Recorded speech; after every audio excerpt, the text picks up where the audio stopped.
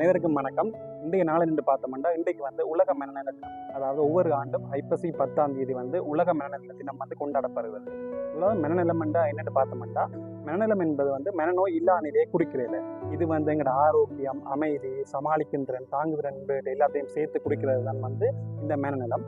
இந்த உலகத்துல பார்த்தோம்னா கிட்டத்தட்ட 50% மேற்பட்டார்கள் இந்த மனநல பிரச்சனையால பாதிக்கிறாங்க. அதாவது நம்ம நாட்டுல இலங்கையில 5 பேர்ல ஒரு ஆளுக்கு இந்த மனநல பிரச்சனை இருக்கு. இன்றைய நாளில் கருப்பொருள் என்னென்னு பார்த்தோம்னா மனிதாபிமான அவசர நிலைகளில் மனநலத்தை பாதுகாத்தல்.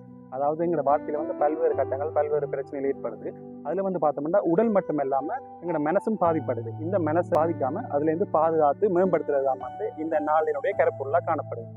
இந்த மனநல பாதிப்பை நாங்கள் எவ்வாறு தடுக்கலாம் அல்லது மேலாண்மை செய்யலாம் என்று பார்த்தோம்னா முதலாவது சுய விழிப்புணர்வை ஏற்படுத்துறது. அதாவது எங்களுக்கு நாங்களே எங்களோட பலங்கள் பணவீனங்களை அறிந்து எங்கள் விழிப்புணர்வை ஏற்படுத்திக் கொள்ளுதல். அடுத்தது பார்த்தோம்னா போதைப் பொருள் பாவனையை தடுத்துக் கொள்ளணும்.